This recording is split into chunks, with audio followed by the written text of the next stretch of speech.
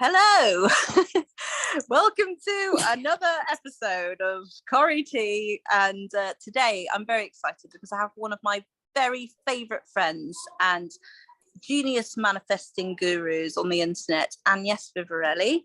And the reason why I've brought Agnes onto my channel today is because I really wanted to talk to you about healthy manifesting.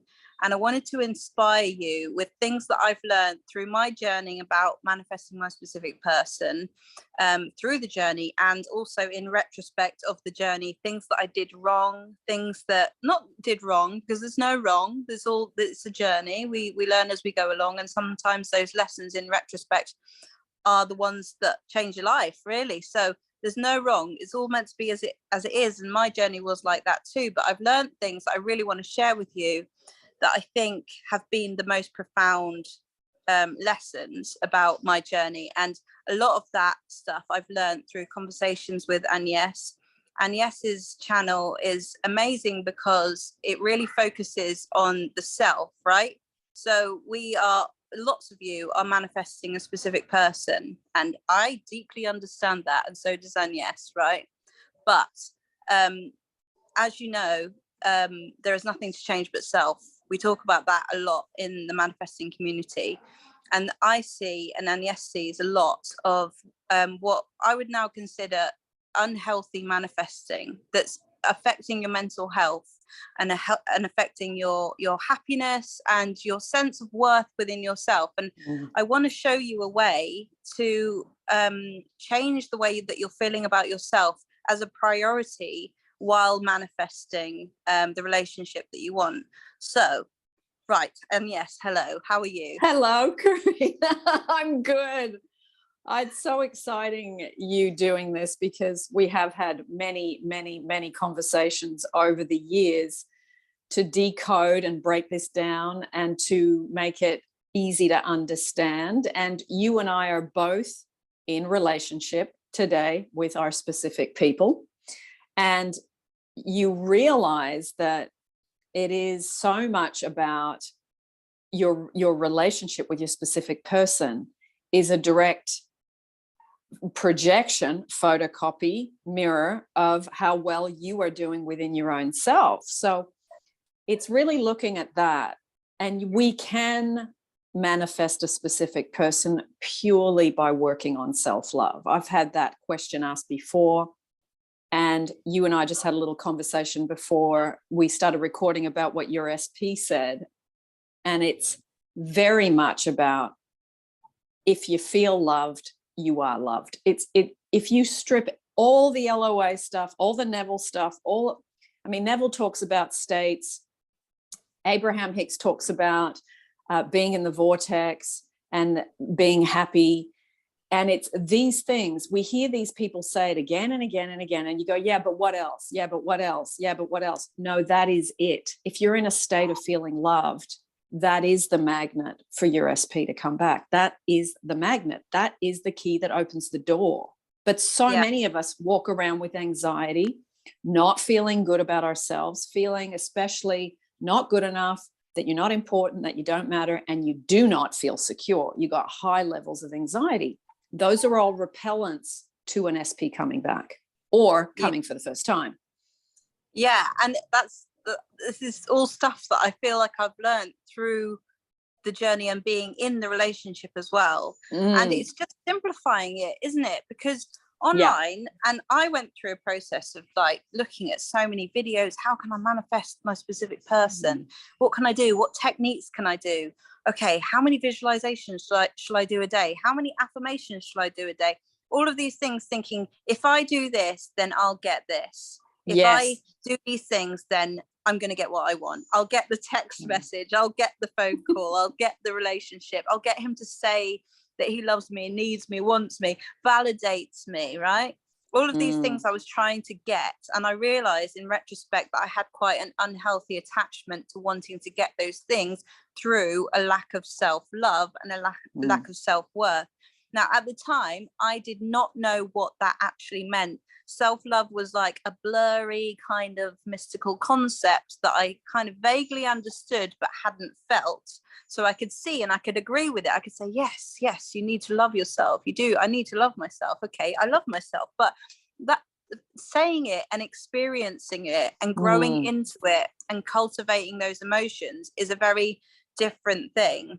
So, you know, like you say, it is stripping back everything, stripping back, you know, the techniques, the tools, all of this stuff, and focusing on this idea that, you know what, I'm going to be happy no matter what. I'm going to be the one who makes me happy. And I remember having a conversation back with you about how you had that moment where you're like, you know what, I am sick of manifest. I'm sick of this. Yeah. I'm sick of trying to get him to love me. I'm sick of trying to, this is exhausting because we're so reliant on the ups and the downs. Oh, he texts me, I feel good today. Oh no, but now he hasn't texted me for 3 days. What do I do now? And like you got sick of it and I got sick of it. Do you want to talk about that moment that you had and how it evolved into working on you finding love within yourself? Yeah, I remember I was in Sydney, Australia at the time. My specific person was in London, England, and I was going to work and I was having to climb ladders and stuff. Like I needed to be present, and I'd get to work and I'd be crying. And I remember the guy I worked with, he was brutal. He would see me come in crying and he'd put his hand up and he'd go, no, go to the bathroom, get your shit together and come back out when you're ready. And he just would not indulge me in it at all. It was really tough. I mean, we're still friends today and we laugh about it. But at the time, I hated him, hated his guts, because I was wounded. I felt unloved. I couldn't eat. I probably hadn't slept the night before because I was so affected by what you're saying about not getting a message or hearing something I didn't want to hear, or, you know, feeling really unwanted and really unloved. So, you know, I'd go through this thing of, I got to try and get my act together and I got to get my head screwed on. And I was just emotionally really disturbed a lot of the time because my whole framework was wanting to get love from this other person. And I finally learned, like what you just mentioned, my happiness is in my hands. My feeling good is in my hands. My being in a loving state is not about, if I get the relationship in a good, loving state between us, then I can relax and feel loved. That's how I viewed it in the beginning, and I had it the wrong way around. When we do this work, we learn you have to be feeling loved and in a state of love, and then that vibrates out as energy, and then you see the evidence of it, not the other way around. So I had to learn to really firstly understand that. Then I would set on my phone alarms to remind me, because I would forget that he was not my source of love. And he said to me once, and it was really hard to hear, I wasn't put on the planet to make you feel loved and happy. He said, that's not my job. I wasn't put here for that. You know, so it was a bit of a tough comment, but it was true. He wasn't put on the planet just to meet my needs. So I went through this process, and he was such a great one to practice on because he was tough. Like, he just wouldn't indulge me in that childlike behavior. He would not indulge me. So I spent some months where I was living on my own in a flat in Sydney, and I'd come home, and for about 8 months, I didn't turn on the TV. I didn't read. All I did was I'd get home, I'd take off my work clothes, I'd have a shower, put my pajamas on, and I would lay on my bed and I would say, okay, how do I feel out of 10? I feel about a 2, as in feeling loved and wanted. And I'd go, okay, you're not getting off the bed until you get to at least a 7 or an 8. And I would work on it. I would do I am love. I would do may divine love be made alive in me. I did I am lovable. I am wanted. I would use different affirmations at that time. And then I would start to winch myself up from a 2 up to, I could get myself to about a 7. Sometimes it took me 2 hours. it took a while because I was so marinating and I'm not loved and I'm not wanted. And it was so familiar. It was so easy to do that because I'd done that for years. So learning that to do this and doing it deliberately took some practice. But I got to the point where sometimes it took me 2 hours, then it would take me about an hour and 15. Then I could shift it in about 30 minutes. Yeah. So it got better, it got faster. And then what happened as I got good at that, the relationship started to flourish, even long distance, because we were in 2 different countries. So yeah, it started to slowly shift across. So the self-love work, this is why I talk about it so much, is because if you can get that right, not only does it correct the relationship, honestly, irregardless of the relationship, you just feel so much better in your daily life from morning till bedtime. yeah. It's huge. It's such a big thing. And I noticed as well, okay, so it's been about 6 or 7 months since we posted the video on your channel before. Yes. Right. Yeah. So I've been through a process of having manifested my specific person back and feeling like anxious at the beginning, still feeling that anxiety. So I thought, oh my God, I'm not there yet. I'm just not there because I'm still feeling this anxiety. And I noticed, this can be motivation for everybody who is manifesting a specific person, because the question is, do you want to feel good? Because if you want to feel good in the relationship, which is the point of having a relationship and people that you love, then you need to know this, because you can manifest your specific person back, right, at any point in the journey. But you won't enjoy it if you're feeling anxious and worried and stressed and not trusting and all of this. So I was in the beginning stages of the relationship, and I noticed that when he said he loved me, he'd say, I love you so much. I wouldn't feel it. I wouldn't feel it. I'd be like, that's great. Like, but I can't feel it, and I'd be like, there's something going on here. And that was still because I had and still have work to do. Oh my God, I'm so sorry about the motorbike over there. It'll go away in a minute. No problem. I had work to do on feeling love within myself. I had work to do on understanding that, okay, he can say all the lovely things in the world that he wants to. He can say everything he wants. He could say everything that I've affirmed in my head that I want to hear him say. But if I don't feel this within myself, then I'm not going to believe it. I'm not going to trust it. I'm going to question it. And that was like, that was such a big shift for me, because I realized, right, he's saying everything that I want to hear. He's literally saying everything that I want to hear, but it's not. I'm not feeling it. It's got to be me. It's got to be me. And it's like, it's not him, because he's doing everything I want. So it's nothing to do with him, And so I then had to go into this process of, you know what, you said to me once, it's more powerful to say, I am love. I'm not loved, because that's affirming that you need something to love you. And, the more powerful affirmations of, I'm secure. I'm secure because I'm secure. I'm not secure because you make me secure. I'm secure because I'm secure. And what was the other one you said? I'm loved. I'm wanted. I'm wanted implies it's somebody else as well. Yeah. So all of these ones that affirmations that imply that you need someone else to do that for you are again affirming that you need someone else to do that for you. Exactly.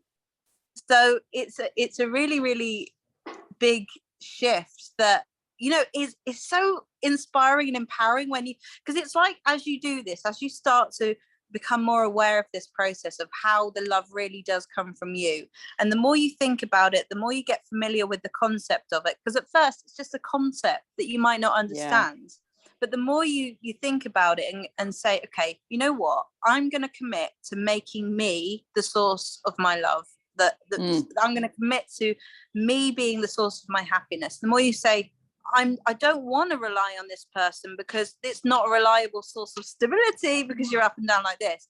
The more you do that, it's like the layers of understanding sort of peel away, like peeling an onion, and you go, oh, I feel it more today. And you have this moment of like the clouds kind of shifting, and then, they shift for a bit longer the next day, or, they come back for a while, and you work on it again. And it's a process. It's not something where you can kind of like, because this is years worth of habit, isn't it? Years worth of, being taught that we need to do something or be something in order to be loved, which comes from childhood, from, you know, the way that we're brought up, really. So it's undoing those habits and being gentle with yourself in the process as you do it. But I felt some amazing shifts through doing this, where, you know, and I'm starting, you know, I can really feel how different it is from the version of me that was like, okay, how many affirmations shall I do a day in order to get this relationship?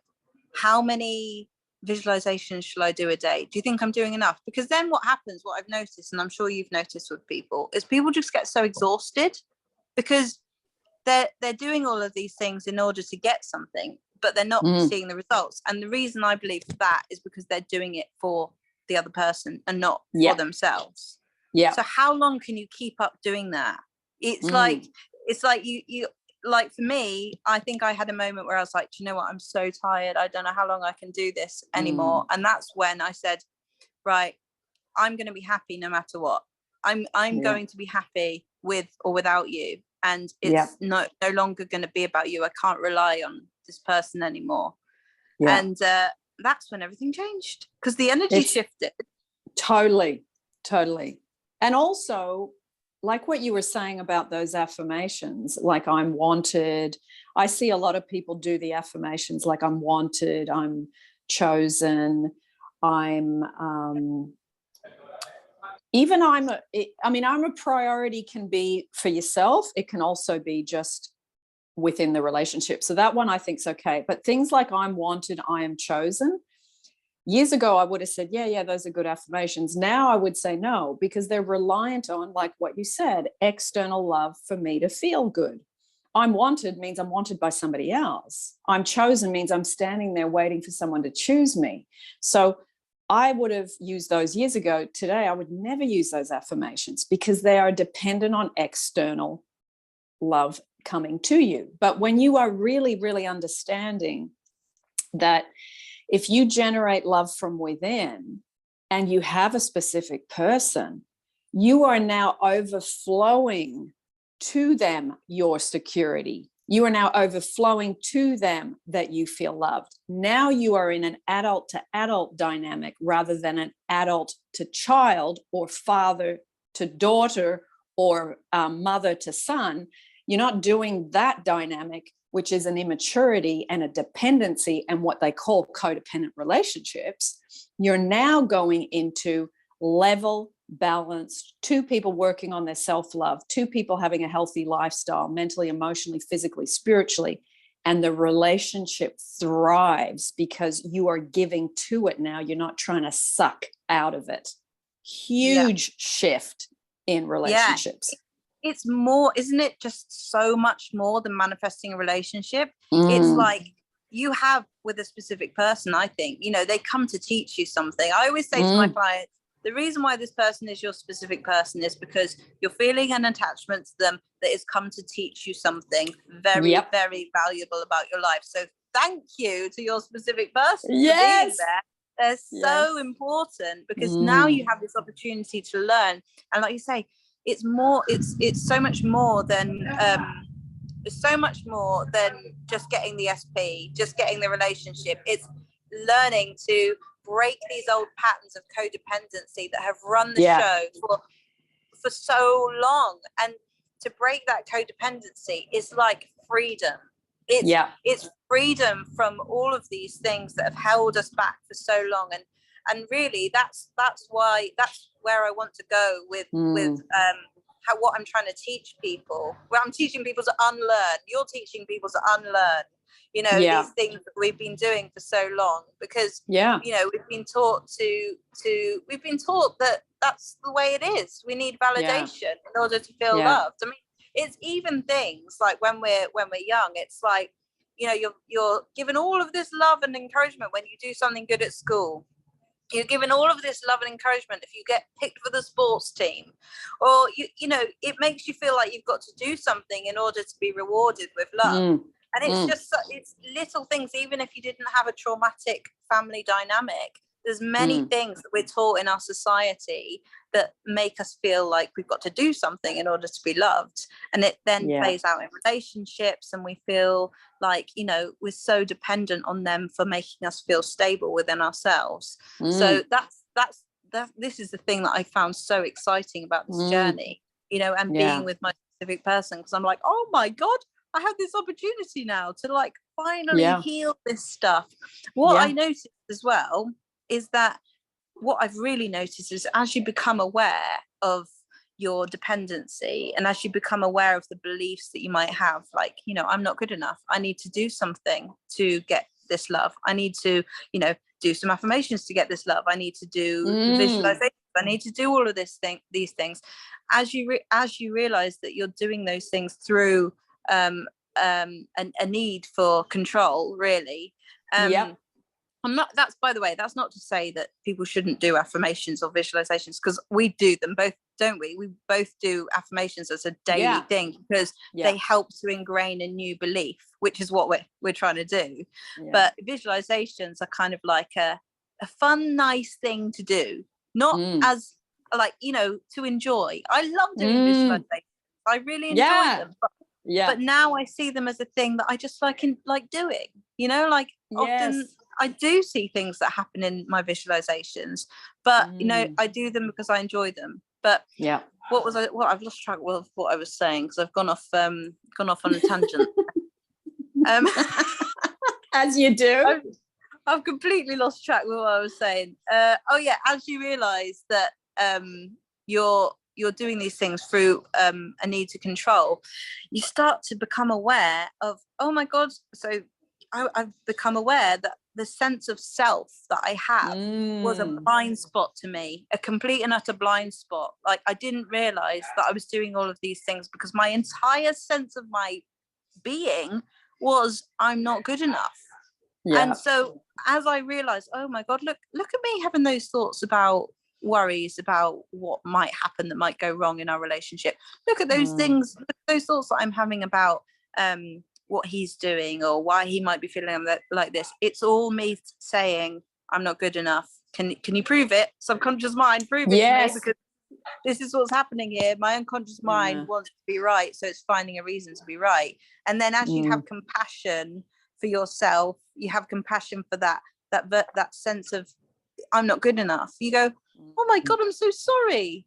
I'm so sorry that you're feeling like this. This is horrible for you. And I'm so sorry that I've given you those thoughts to feel like this. And, you know, you are good enough. And then you become the adult, that, like you say, you become the adult that you needed to be, so that you're not dependent on them changing, you know, showing you a certain type of behavior. And it's just a very different experience in a relationship, and so much more of a, you know, you feel a sense of wholeness. Do you know what I mean? Like, like a real sense of wholeness. So what I was going to ask you was, how long, because lots of people might be saying, well, how long does this take then to cultivate this new sense of self? So how long do you think it took you on your journey to starting to feel whole again, really? And when you were in the relationship, when you started to be in the relationship, what work did you still need to do at the start of your relationship, and how did that play out for you? Well, I think it's measuring it from the point of, because like you were talking about, you go through all this exhaustion trying to do all these techniques and stuff. You're still doing it from desperation. You're still doing it from an anxious place. Eventually you do it to the point where you hit the wall and you just go, I can't do this anymore. I've had enough. And then you go, you know what? I just want to feel better. I still want my specific person, but I'm so tired and exhausted about and anxious of how I feel. I just want that needs to change. Once you have that amazing, it's like a rock bottom. You hit a rock bottom. Then when that desire comes up where you go, okay, I really want to feel better above all. I just want to feel better, and I want to manifest a specific person, but I can't live like this in my skin, in my life, in my day, in my week, in my month. I can't live like this anymore. So when I had that moment, that's when I would measure it from, because that's when the real work starts, is when you stop BSing to yourself that you're not trying to get. I'm doing all these techniques because I want a relationship with my specific person. Yeah, but you're still doing it from a place of trying to get. This is what I was saying to myself. Still doing it from a place of trying to get. I'm still trying to get love from them. I'm still trying to get my feeling of security of love from them. So I did all these techniques for some years from that place. Once that moment happened where I just want to feel better and I want to sort that first, that's the measuring point. And from that point until the relationship starting to flourish, because that's when the sessions of laying on the bed every night for 8 months, getting myself from a 1, sometimes a -1, all the way up to about a 7 or an 8 in terms of feeling loved just within me, not loved by him, not trying to get anything from him. Literally, I am love, and I am loved from within, from my connection to source, from my ability to love my own self. I would say that 8 months really changed the entire trajectory of where I was going to be able to go to, which was the result of being with my specific person. But the greater golden egg was that I finally understood that love was not from him, and that now I was going to be of real value in a relationship because I understood that. So I would say the big, massive shift where the relationship started to move forward. And now I celebrated 10 years with him in November this year. No, last year, because it's 2022 now. So 2021 November, we had 10 years. So that work was consistently fruitful. We see the fruits of that work, but that 8 months was, to answer your question, it was 8 months. Yeah. So it's so interesting because it's not long in a lifetime, isn't it? Is it to really, like, you know, commit to that work, to commit to, you know what, however long it takes, I'm going to get there. That's one thing that I've told myself as well, you know, like, I don't care how long this takes for me to feel like the whole complete version of myself. I don't care. I know how important this is. And as a result of saying, I'm committing to this and I'm not going to give up, I know that that's what's happening. I know that, you know, my sense of self is so committed to me having love within myself. And when you commit to something like that, there's no other way but for you to get what you want, you know? Yeah. The other thing I was going to say as well is, like, to comprehend this easier for people, the way that I feel with friends, some friends where I'm feeling so free and happy and I don't need to do anything to be loved by them, they say to me things like, oh, you're so amazing, or we just love you so much, and all of these nice things, you know. And like, my family will say things, or if there's even one person in your life who you feel like that with, who says to you, you're an amazing person, you're loved because you're you, people love you because you're you, you don't have to do anything. But your sense of self with friendships might be different to in relationships because of the way that you might have experienced them, your family dynamics or whatever. But if you've got a sense of confidence that you've gained in friendships that you can use as evidence, this is how I feel when I'm just me. I'm just me, and I'm not trying to get anything from these people, but they love me and I feel loved. Right? That's the kind of sort of level of comfort and security that you can have from within a relationship. Like, it's a completely different sense of self. Like, it's completely free. It's freedom. You know what I mean? So, like, that's how you can sort of, you know, understand what you're aiming, what you're working towards. That sort of sense of freedom to be like, I'm not trying to get anything from this person. I don't care what if they love me today or they don't, or if they're busy or if they don't text me. You know, it's just like, that's how you can feel in a relationship. So, definitely. And I think too, there's actually, you get to a point where you feel the freedom, like you do with friends, that, you know, if they don't text you back in 3 hours, that you don't panic. Your friend doesn't contact you for a couple of days, you've forgotten that you sent the message and you're getting on with your life. So you have that freedom. And you also have that, you start to have that freedom with the romantic sexual relationship as well, where you can feel that within that as well. Like, say you're living not together, or you're in different countries temporarily or whatever. You don't have that, oh, well, what's happened? Because you're not reliant on it. Every time you get love, every time you hear appreciation, every time someone does something nice for you in your romantic relationship, it's a bonus, because you're already feeling it, the love. I am love, and divine love is alive in me. Therefore, thank you, but I didn't need it. It's a bonus. And that's such a beautiful space. That is the best space, where you just, whether you get it or you don't get it, it doesn't change your level. Yeah, exactly. It doesn't derail you. Doesn't derail you for the rest of the day. So I was gonna ask you again, in terms of like anxiety within relationships. So we had a conversation where you told me that this worry about third parties that so many women have, right? It's just so ridiculously common.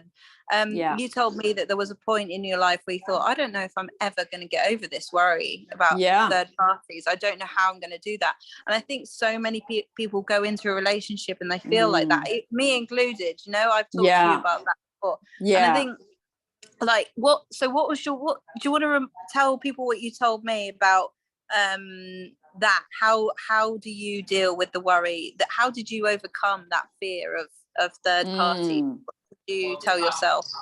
Yeah, good question, because this was my kryptonite, and my nemesis was, I'm second best, and there's another woman out there that's going to be better than me, that's going to take my partner away, or is going to be with the person I want to be with if we're not together. So it was, and for me, it was cultural. Coming from French, Italian culture, infidelity is threaded and stitched into the culture. So that's not a secret. It's a part of what the ancestors gave to me. So I was thinking, how the hell am I going to get rid of this? It's like every time there was even an inkling of something, I would just go into massive, it was paralyzing anxiety and fear and panic attacks about it, like, and not being able to sleep, not being able to eat, wiped me out, couldn't go to work, to the point where I'd have to ring in and pretend I was sick. I mean, I was sick mentally, but, I wasn't physically sick, but I couldn't tell them that. So it really was breaking it down simply, getting rid of I'm second best. Really, you have to drop one level lower. It's feeling that you're not good enough. And then you go, good enough for who? Who do I have to be good enough for? Now, I see, whether I'm talking to friends or clients, it doesn't matter who, a lot of people that have heavy duty religion in their growing up have been told that they're not good enough. They've been told that they're sinners. They've been told that they're not good enough. They've been, you have to be better and all this stuff. So no matter how you are, you never measure up. Now, in my case, I didn't grow up with religion. So I was thinking, well, why the heck have I got this? And I had to trace it back to the culture. So it's like, okay, first I had to identify it. Where does it come from? How long has this been going on? For me, it was generations worth of stuff. So I can only work with my stuff and dissolve my stuff and go, okay, I acknowledge where it came from. I understand why the women had this, because it was mainly the women getting cheated on. Yes, the men too, but it was mainly the women in my culture. My mom, my grandmother, my aunties, they were the ones getting cheated on. I don't think there's one non-cheatable relationship in my family. That's how this is just like marinated in this stuff, the I'm second best and I'm not good enough. So I thought, okay, I know self-love's really important.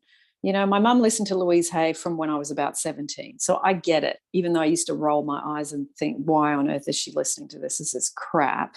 In the beginning, it was like, okay, if I don't have self-love, and in this particular case, I am good enough, And I created for myself that I'm first best, because that made sense to me, in those days. Because second best, we all know what second best feels like at work, at school. And that term, I'm second best, is very known. But saying to yourself, I'm first best, that was kind of a weird affirmation in the beginning. So I started practicing it. But more importantly, I'm good enough and I'm secure, because I didn't feel secure at all, especially in relation to thinking about a third party. And I had third parties in all my relationships. It always came to the surface because it was my darkest fear of all. It was the Darth Vader negative affirmation that I thought, no matter what, I can change a lot of stuff. I don't think I can change this, because I tried, I'd have a relationship and it would resurface and it would resurface, it would resurface. So I thought, okay, I understand that my thoughts then go down into my body. The thoughts are the language of the mind and the emotions are the language of the body. So I'm getting feelings and emotions of intense fear about the thoughts that I'm having about being second best and not good enough. So I have to start here and work my way back down. So to change the feeling, I have to change the thought. But for me, it wasn't even a thought. It was a belief that it had roots going all the way to the core of the earth. It just felt really hard to unearth it. So I thought, okay, I need to go and unearth the childhood experiences where I'm still holding the emotion in my body, which is like a suitcase that I'm carrying around. So I had to do lots of inner child work. I did a lot of work with Brandon Bay's emotional journey.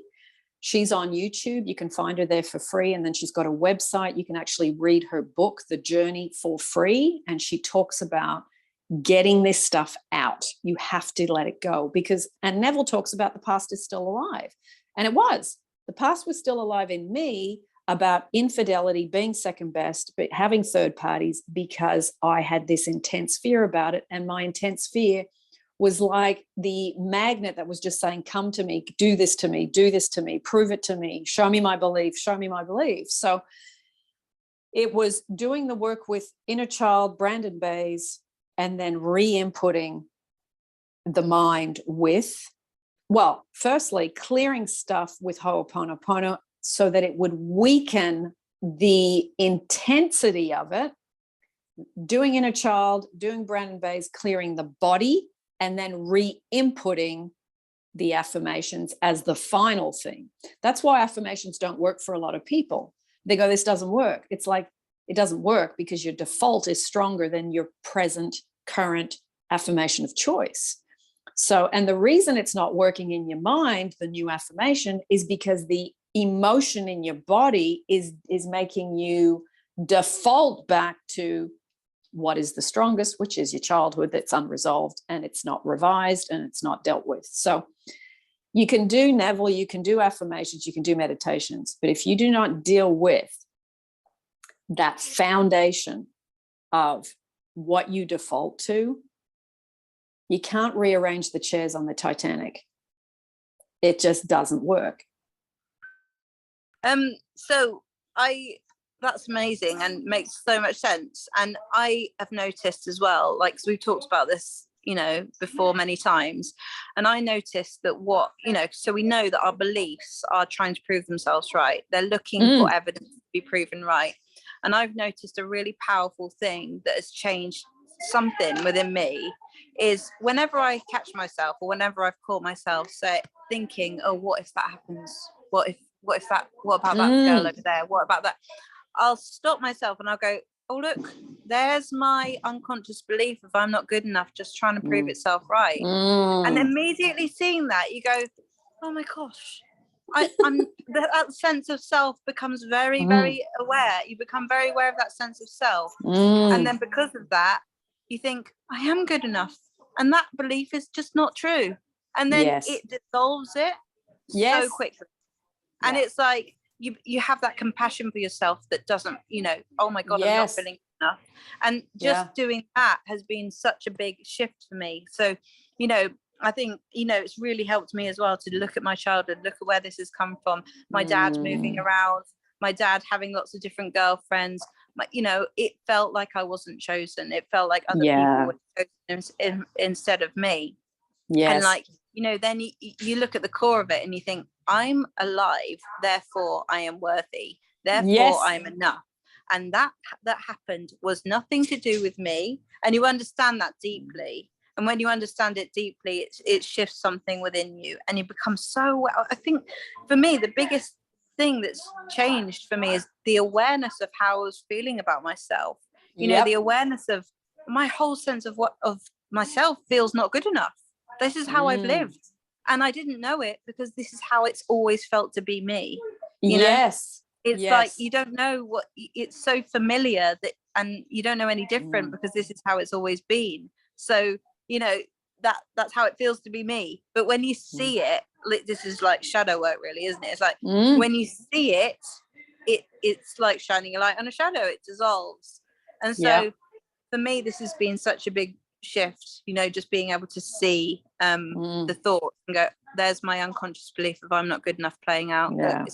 It's looking for proof. It's looking for proof. It's going to find it. You know, and now I feel a sense of comfort in being able to see it and going, oh, that's all it was. You know, it was, you know, like, it wasn't actually real. I don't need to give that any meaning. That thought doesn't have any meaning that's valid for the present moment. You know, it's very comforting when you start to do that. Yeah. So anyway, I think we've done a very, very informative, really good conversation. I really hope that people can resonate with it. And I mean, like I said before, there's nothing wrong with like doing the affirmations and the visualizations and things. And I think those things are so powerful, but they're more powerful whenever you know why you're doing them, whenever you're direct, whenever you're doing it for you, because you know what's within you that needs to be told, these new affirmations, whenever you understand the work that you're doing to heal the codependency. And the visualizations, they're just fun. They're just lovely, nice thing to do, and a nice way for your brain to think about what you're creating. With no pressure. It's purely a visual delight. Or the affirmations are such a wonderful thing to do when you go on a walk and you're looking at houses and trees, or you're by the beach or whatever. It's like, let me use my brain and my mind in a positive way. Oh, I just remembered something I wanted to say. A lot of people talk about, I want to meet my soulmate. And, you know, sometimes that's a specific person you've already got around. Now, today, I see the whole soulmate in a different way. It's not the soulmate that it's all about romantic, wonderful sex and all this. It's so much more than that. It is those things, but it is your soulmate is there to help you evolve your soul. And what we've talked about today is the evolution of your soul, understanding that love has never been out there. It's in here. It's for you to get good at activating it, bringing it out, sending it to people, to putting it into your business, to your family, to your kids, to your parents. And then the specific person or a brand new soulmate sometimes comes in, and you can have the belief relationships are easy, because so many people have the belief relationships are hard, and then they're witnessing that very big umbrella belief that's hanging over all the other beliefs they have. Relationships are hard. If you start to think relationships are easy, and my relationships are easy, and I've learned so much about myself, and isn't it wonderful when something comes up, because then I can clear that, and then I'm lighter and lighter. I feel way better now in my 50s than I did in my 20s, because I was dragging all that stuff around. And like you're saying, you've got this base feeling, and you don't even know you can feel different. You just got to work out, how do I get that guy to love me and get married and give me a commitment, and then we are together all the time, and then he can't get away from me. It's like you've panned out your whole lens in such a different way when you get where the love really is. And it's not about being chosen by someone else. It's about you feeling love so within that you can't not be chosen.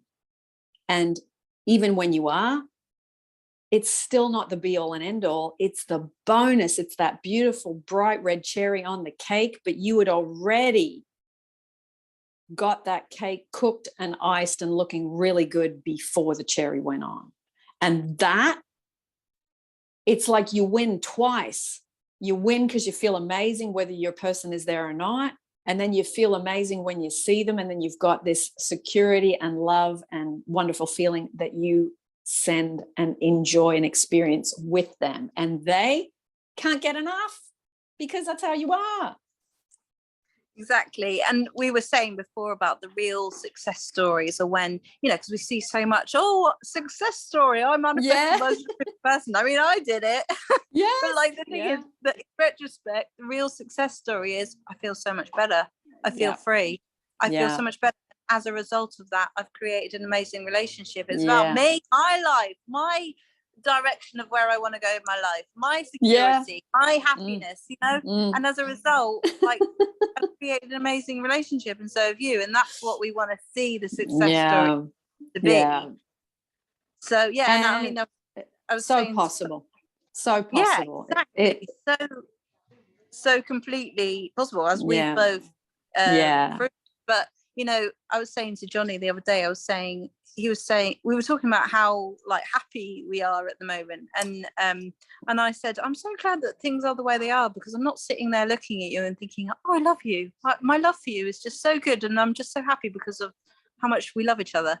Like, it's not that. It's like, I'm getting on with my life, with my business, my things that I'm doing, and he's, you know, doing his programming, changing his whole career path. He's got things that he's focusing on, that he's doing. We're bettering ourselves. He has changed, evolved like so much that it's mind-blowing, really. Like, and I think that it's because we are so inspiring each other to be the best version of ourselves, and that's an individual thing where, if you know, like you say, your soulmate helps to grow to the person that you want to be. And I think that's why a lot of people feel such a strong connection to their specific person, because maybe this person is there for their personal growth. Maybe you are there to teach each other this lesson that's so important in life and for your own happiness and everything. So awesome. And some people just draw you. You just cannot understand why you have such a strong pull to certain people and not to others. And you know, that's the phenomenon. That's the amazing part of life. It's like our history fits in with what they've got to teach us, and we dovetail together. And if you can come together and go, I'm really going to look at the lessons in this, rather than why aren't they giving me more? I don't have enough. I don't have enough. I don't have enough. I need to get more. How do I do a technique to get more? Once you stop that and you look at that dovetailing of, oh, that's come up in me. What is it that I need to work on within myself? What do I need to dissolve? What do I need to acknowledge? What do I need to identify? And what do I need to send back into the light and dissolve? So, good conversation. Good conversation. Awesome. Well, thank you so much for your time. My pleasure. And I'll put Agnes's links to her channel in the description below. And you can find many amazing meditations on there, and lots of really good conversations that she's had with other people as well. So thank you very much. And my pleasure. We will both see you in other videos. Bye, everyone. Bye.